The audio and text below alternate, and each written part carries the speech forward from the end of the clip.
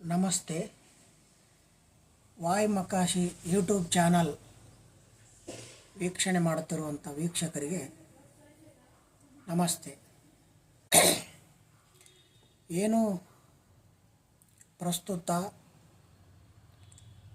Gulf ರಾಷ್ಟ್ರಗಳ ಯುದ್ಧ, middle East ರಾಷ್ಟ್ರಗಳಲ್ಲಿ ಯುದ್ಧ ನಡೀತಾ ಇದೆ. ಆ ಕುರಿತು ಬಿಗ್ ಅಪ್ಡೇಟ್ಸ್ ನಿಮ್ಮ ಮುಂದೆ ತರ್ತಾ ಇದ್ವಿ. ಏನು ಈ 15-20 ದಿನಗಳ ಹಿಂದಿನಿಂದಲೂ ಅಮೇರಿಕ, ರಷ್ಯಾ ಸೇರಿ ಇರಾನ್ ಮೇಲೆ ಮುಗಿಬಿದ್ದು ಆಕ್ರಮಣ ಮಾಡ್ತಾಯಿದ್ವು ಮತ್ತು ಇರಾನ್ ಕೂಡ ಪ್ರತಿರೋಧ ಒಡ್ತಾ ಏಕಾಂಗಿಯಾಗಿ ಹೋರಾಟ ಮಾಡ್ತಾಯಿತ್ತು. ಈ ಯುದ್ಧ ತೀವ್ರ ಸ್ವರೂಪಕ್ಕೆ ತೆಗೆದುಕೊಂಡು ಹೋಗ್ತಾ ಇತ್ತು.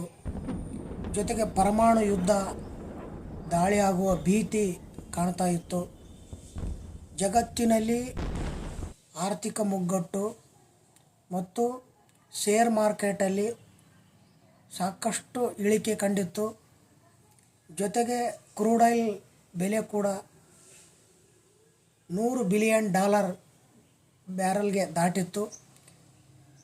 ಈ ವಿಷಯಗಳಾದಾಗ ಇದನ್ನು ಸೂಕ್ಷ್ಮವಾಗಿ ಗಮನಿಸಿದಂತಹ ಅಮೇರಿಕದ ದೊಡ್ಡ ಅಣ್ಣ ಟ್ರಂಪ್ ಅವರು ತಕ್ಷಣ ಟರ್ನ್ ಹೊಡೆದ್ಬಿಟ್ರ ಅಂತಕ್ಕಂಥದ್ದು ವಿಚಾರ ಅಂತಾರಾಷ್ಟ್ರೀಯ ಮಟ್ಟದಲ್ಲಿ ಕೇಳಿ ಬರ್ತಾ ಇದೆ. ಯಾಕೆ ಅಂಥೇಳಿದರೆ, ಅಮೇರಿಕದ ಅಧ್ಯಕ್ಷ ಟ್ರಂಪ್ ಅವರು ಕದನ ವಿರಾಮಕ್ಕೆ ನಾವು ರೆಡಿ, ಇರಾನ್ ರೆಡಿ ಆಗಬೇಕಷ್ಟೇ ಅಂತ ಸ್ಫೋಟಕ ಹೇಳಿಕೆಯನ್ನು ಕೊಟ್ಟಿದ್ದಾರೆ. ಅಂದರೆ ಅದರ ಅರ್ಥ ಇರಾನ್ ಅಮೇರಿಕದ ಅಧ್ಯಕ್ಷ ಟ್ರಂಪ್ ಏನಿದಾರಲ್ಲ, ಅವ್ರದ್ದೇ ಸ್ಟೈಲಿಯಲ್ಲಿ, ಹಳೆಯ ಚಾಳಿಯಲ್ಲಿ ಡೀಲ್ ಮಾಡ್ತೀವಿ ಅಂತ ಹೇಳಿದ್ದಾರೆ. ಕದನ ವಿರಾಮ ಅಂತ ಏನು ಹೇಳಲಿಕ್ಕೆ ಹೋಗಿಲ್ಲ ಅವರು. ಹಾಗಾಗಿ ಈ ಕುರಿತು ಟ್ರಂಪ್ ಅವರು ನಾವು ಡೀಲ್ ಮಾಡಿಕೊಳ್ಳೋಕ್ಕೆ ರೆಡಿ ಇದ್ದೀವಿ, ಇರಾನ್ ರೆಡಿ ಆಗಬೇಕಷ್ಟೇ, ಅಲ್ಲಿವರೆಗೆ 5 ದಿನಗಳ ಕಾಲ ಯುದ್ಧಕ್ಕೆ ನಾವು ವಿರಾಮ ಕೊಡ್ತೀವಿ, ಗಡುವು ಕೊಡ್ತೀವಿ ಇರಾನಿಗೆ ಅಂತ ಟ್ರಂಪ್ ಅವರು ಟರ್ನ್ ಹೊಡೆದ್ಬಿಟ್ಟಿದ್ದಾರೆ. ತಕ್ಷಣ ಇರಾನ್ ಕೂಡ ಪ್ರತಿಕ್ರಿಯೆ ಮಾಡಿದೆ. ಯಾವುದೇ ಕಾರಣಕ್ಕೂ ನಾವು ಯುದ್ಧವನ್ನು ನಿಲ್ಲಿಸಲ್ಲ, ಯುದ್ಧ ಆರಂಭ ಮಾಡಿದ್ದು ಅಮೇರಿಕ ಮತ್ತು ಇಸ್ರೇಲ್, ನೀವು ಯುದ್ಧ ನಿಲ್ಲಿಸಿದರೆ ನಾವು ನಿಲ್ಲಿಸ್ತೀವಿ ಅಂತ ಹೇಳಿದೆ. ಹಾಗೆ ಏನು ಟ್ರಂಪು ಅಬ್ಬರಿಸ್ತಾ ಇದ್ದರು, ನಾವು ಇರಾನನ್ನು ಭೂಪಟದಿಂದ ತೆಗೆದು ಹಾಕ್ತೀವಿ ಅಂತ, ಅದು ಸಾಧ್ಯ ಇಲ್ಲ ಅಂತ ಇರಾನ್ ಹೇಳಿಕೆ ಕೊಟ್ಟಿದೆ. ಹಾಗೆ ಮುಂದುವರೆದು ಮಾತಾಡೋದಾದರೆ, ಟ್ರಂಪ್ ಏನು 5 ದಿನಗಳ ಕಾಲ ಯುದ್ಧವನ್ನು ಮುಂದೂಡಿದ್ದಾರೆ, ಇದಕ್ಕೆ ಮುಖ್ಯ ಕಾರಣ ಒಂದು ಬೇರೆಯೇ ಇದೆ ಅಂತ ಅಂತಾರಾಷ್ಟ್ರೀಯ ಮಟ್ಟದಲ್ಲಿ ಕೇಳಿ ಬರ್ತಾ ಇದೆ.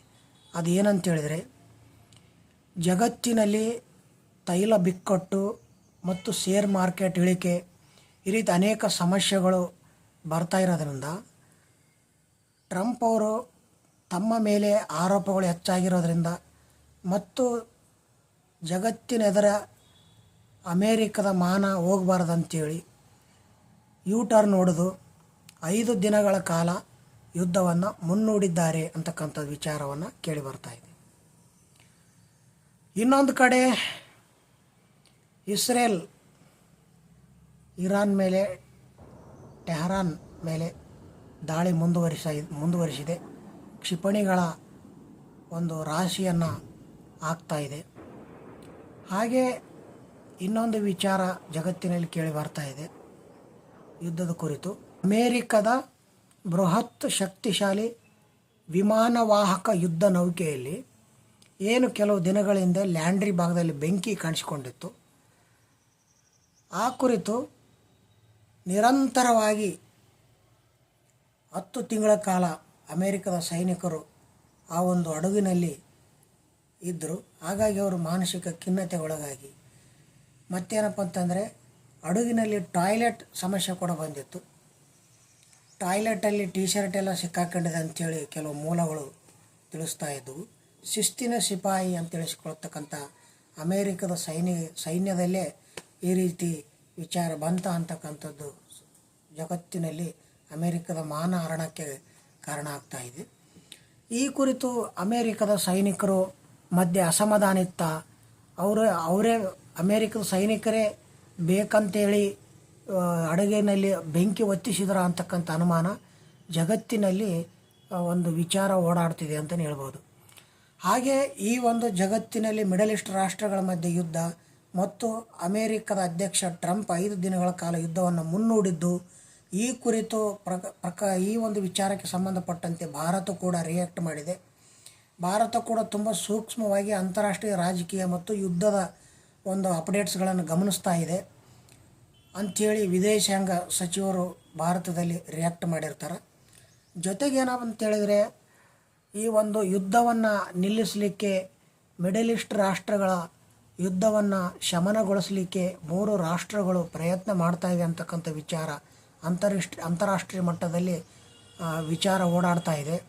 ಅದರಲ್ಲಿ ಟರ್ಕಿ ಮತ್ತು ಪಾಕಿಸ್ತಾನ, ಈ ರೀತಿ ಈಜಿಪ್ಟ್ ದೇಶಗಳು ಸಂಧಾನಕ್ಕಾಗಿ ಪ್ರಯತ್ನ ಮಾಡ್ತಾಯಿವೆ ಅಂತ ಒಂದು ವಿಚಾರ ಆಚೆ ಬರ್ತಾ ಇದೆ. ಅಮೇರಿಕದ ಒಬ್ಬ ಆಫೀಸರ್ ಅಕ್ಸಿಯಾಸ್ ಹೇಳಿಕೆ ಕೊಟ್ಟಿದ್ದಾರೆ. ಈ ಹೇಳಿಕೆಯನ್ನು ಇರಾನ್ ದೇಶ ಒಪ್ತಾ ಇಲ್ಲ. ಜೊತೆಗೆ ಇಸ್ರೇಲ್ ಇನ್ನಷ್ಟು ಟೆಹರಾನ್ ಮೇಲೆ ದಾಳಿ ಮಾಡ್ತಾ ಇದೆ ಮತ್ತು ಇರಾನ್ ಕೂಡ ಪ್ರತಿರೋಧ ಒಡ್ತಾ ಇದೆ. ಅಮೇರಿಕದ ಫೈಟರ್ ಜೆಟ್ಟನ್ನು ನಾವು ಹೊಡೆದಾಕಿದ್ದೀವಿ ಅಂತ ಇರಾನ್ ಹೇಳಿಕೆ ಕೊಟ್ಟಿದೆ. ಅದು F-15 ಅಥವಾ F-35 ಇರ್ಬೋದು, ಗೊತ್ತಿಲ್ಲ. ಆದರೆ ಇರಾನ್ ನಾವು ಅಮೇರಿಕದ ಫೈಟರ್ ಜೆಟ್ಟನ್ನು ಹೊಡೆದಾಕಿದ್ದೀವಿ ಅಂತ ಹೇಳಿಕೆ ನೀಡಿದೆ. ಆದರೆ ಈ ಕುರಿತು ಅಮೇರಿಕ ಯಾವುದೇ ಸತ್ಯಾಸತ್ಯತೆಯನ್ನು ಹೊರ ಹಾಕಿಲ್ಲ ಅಂತಲೇ ಹೇಳ್ಬೋದು. ಈ ಐನ್ ಗ್ಯಾಸ್ ಮತ್ತು ಜಗ್ ವಸಂತ್ ಅನ್ನುವಂಥ ಹೆಸರಿನ ಹಡಗುಗಳು ಹಾರ್ಮುಜ್ ಜಲಸಂಧಿಯಿಂದ ಭಾರತದತ್ತ ಸಾಗ್ತಾ ಇವೆ ಅಂತಕ್ಕಂಥ ಅಪ್ಡೇಟ್ಸ್ ಬರ್ತಾ ಇದೆ. ಹಾಗೆ ಈ ಯುದ್ಧದ ಕುರಿತು ರಷ್ಯಾ ಕೂಡ ರಿಯಾಕ್ಟ್ ಮಾಡಿದೆ. ರಾಜತಾಂತ್ರಿಕ ಮಾತುಕತೆಯಿಂದ ಈ ಯುದ್ಧವನ್ನು ನಿಲ್ಲಿಸಲಿಕ್ಕೆ ಸಾಧ್ಯ, ಯುದ್ಧ ಮಾಡುವಂಥದ್ದು ತುಂಬ ಅಪಾಯಕಾರಿ ಅಂತಕ್ಕಂಥ ವಿಚಾರವನ್ನು ಡಿಮಿಟ್ರಿ ಪೆಸ್ಕೋವ್ ರಷ್ಯಾದ ಫಾರಿನ್ ವಕ್ತಾರರು ಅಭಿಪ್ರಾಯನ ವ್ಯಕ್ತಪಡಿಸಿದ್ದಾರೆ. ಇಂತಹ ಸಂದರ್ಭದಲ್ಲಿ ಅಮೇರಿಕ ಕೂಡ ಒಂದು ಆರೋಪವನ್ನು ಮಾಡಿತ್ತು. ಇರಾನ್ ಕೆಲವು ರಾಷ್ಟ್ರಗಳ ತೈಲ ಹಡಗುಗಳ ಮೇಲೆ ಚಂದ ವಸೂಲಿ ಮಾಡ್ತಿದೆ ಅಂತ ಏನು ಹೇಳಿಕೆ ಕೊಟ್ಟಿತ್ತು. ಆ ಹೇಳಿಕೆಯನ್ನು ಇರಾನ್ ಸಂಪೂರ್ಣವಾಗಿ ತಳ್ಳಿ ಹಾಕಿದೆ. ಆ ರೀತಿ ಏನು ಇಲ್ಲ ಅಂತಕ್ಕಂಥದ್ದನ್ನು ವಿಚಾರವನ್ನು ಹೇಳಿದೆ. ಈ ಮಾಹಿತಿ ನಿಮಗೆ ಇಷ್ಟ ಆದರೆ ನಮ್ಮ ಚಾನಲನ್ನು ಸಬ್ಸ್ಕ್ರೈಬ್ ಮಾಡಿ, ಶೇರ್ ಮಾಡಿ, ಲೈಕ್ ಮಾಡಿ. ನಮಸ್ಕಾರ.